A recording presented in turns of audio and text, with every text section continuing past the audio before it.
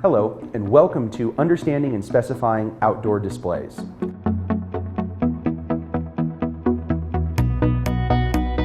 Now we're going to discuss in our third segment, Samsung's outdoor LCD products. Now remember I mentioned the semi-outdoor displays. So I'm going to start there, the OM series display panels. Now these come in 46, 55, and 75 inch sizes. Okay? And that gives you a pretty broad range of panels. And these are, as I mentioned with the semi-outdoor, they're outdoor bright. So you're going to see these are 2500 nit panels, but be aware they're not IP rated.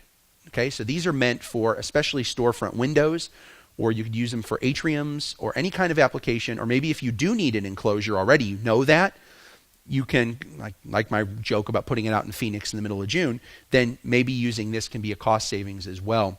Notice also these have a relatively slim bezel. Okay, so these are going to be actually great for video wall applications in storefront windows as well. And matte screen surface, and otherwise they're very similar to all of Samsung's other commercial LFDs. Now, one thing I do want to point out that's unique about Samsung's outdoor LFD products is the system on a chip. Again, I mentioned that earlier. This is something that Samsung developed and introduced 3 or 4 years ago now. I'm losing track of time, so I apologize. That really kind of changed things because they started putting a media player, a full digital signage media player, into the display. And that means that you don't necessarily need that third-party media player. And using the Samsung Smart Signage platform, yes, you can run Samsung's own digital signage software, Magic Info, which is absolutely excellent. Version 4.0 was just released recently. But there's also a number of different vendors that also support that platform. And there's some big names in digital signage that support that. Capital Networks, Four Winds Interactive, Signage Live, Industry Weapon, Insteo. There's great companies that can utilize that technology as well. It's not just Samsung's own software. Now, in the OM series, we got a number of different options here, but the OM24E, this is the semi-outdoor version of that first one we looked at in a 24-inch size. Now, think about how cool that is for high-bright kiosks or, again, store signage. You're seeing more and more of this, and this has all of the same options as Samsung's larger panels, just in 24/7. And then my favorite. Okay, just like a parent should never have a favorite kid, I shouldn't have favorite products. But this one has impressed the heck out of me. When Samsung rolled this out, I was kind of floored because so much of what we've seen, like that OM generation product, that's wonderful stuff. And the semi-outdoor is really cool because there's so many great applications for it. And the kit version was really neat because that was different than anything anyone else had ever done. But then the OH came out, and the 46 is 3,000 nits, the 55 is 2,500 nits. We got it in those two sizes. This is the one we have in the booth, and I urge you to come see it. Full housing, full IP rating, armor glass on the front, adds an HD-based-T input, full system on a chip. This is a heavy-duty, fully self-contained outdoor LFD product. And we've got the stand option for it that you'll see in the booth. This thing is incredibly cool, okay? And they're built fully IP56 rated. So these are literally ready to go. Almo carries already display mounts that you can get in both indoor and outdoor grade, that you can hang these suckers up and run with them, and nothing else is required. This is fully self-contained. The engineering on this product blew me away when I saw it for the first time, and every time I look at it again, I'm still awed. So really impressive, and again, has that system on a chip. In fact, that's how we're using it in the booth. There is nothing connected to it but power. So come check it out. Fully capable. This stuff, I'm still absolutely mystified by how amazing all this technology is and all the places we're putting it into today that we didn't even imagine we could do a few years ago.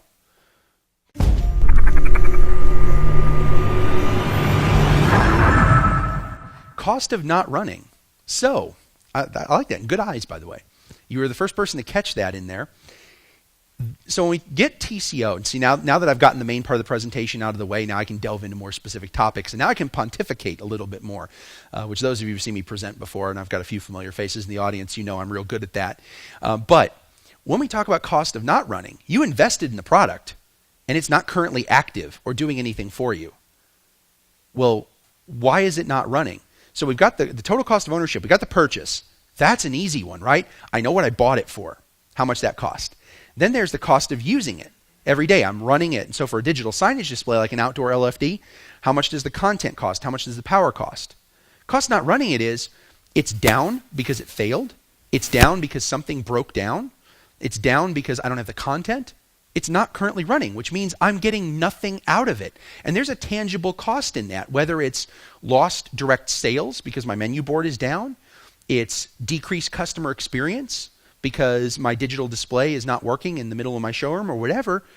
There's a tangible thing there that we have to address. And so that's what that is specifically referring to. And a lot of people don't think about that, by the way. That's one of the more complex TCO topics I don't get to get into often enough. You don't think about it, well, I bought it and it broke and now I'm waiting to replace it. What does that cost you? It's not just the cost of replacing it, it's the downtime. Any other questions? Hopefully I got that one thoroughly enough for you. Any other questions? Yes, sir. This is just kind of a dumb one, but with image retention, obviously a possibility. Why do all these broadcast stations have a white bug in the corner of the TV for That is a huge challenge. Well, most commercial displays won't get retention anymore. That's getting less common. Most consumer TVs, yeah, they're not anticipating you leaving it on all the time. By the way, if you see more and more moving to transparent, so there's a little bit of a movement, it's still visible. There was actually a lawsuit about that back in the plasma days. That, and I forget who it was. There was brought by it was a class action suit by a bunch of people who bought Pioneer plasmas, and I forget which network it was. It might have been ESPN, and they were complaining about the burn-in caused by the channel logo. And I don't remember what the outcome of that was. It was settled out of court. It is a challenge. It's not a massive factor. Most people at home flip channels frequently enough that you're not going to. It's not something you're going to push immediately. It's not like plasma burn-in where you could leave it for an hour and it's going to stay put. And it also takes a lot of time cumulatively, that's easy for me to say, to build up. So it's not like super critical, but something to be aware of, especially for digital signage where we are going to be running it super long with pretty much static images or more static images. How would you feel safe with the old Panasonic plasma? Old, define how old? Like a VT series or old? VT50, oh, I'd want to treat that thing like I treat it like my firstborn child because that's a gorgeous display. Sorry, I'm a bit of a plasma fan. I wouldn't leave up a static image very long at all if I could avoid it, certainly less than an hour, because I wouldn't want to damage that at all because they aren't making those anymore and they're beautiful. So if you keep it in good shape, that'll sell real well in the secondary market too, if you decide you want to get rid of it. All right, any other questions? No?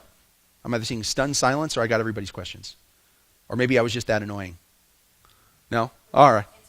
With anticipation. All right, so I guess we've got our raffle. Oh, you're gonna shuffle everything for me? That one. All right, and let's see if I can read the handwriting. We have Lee Ben. I can almost read that. Huh? Ben Wire. There you go. Well, sorry, I'm blind as a bat. So, there you go. So congratulations, sir. Samsung soundbar. Thank you, guys. Appreciate it.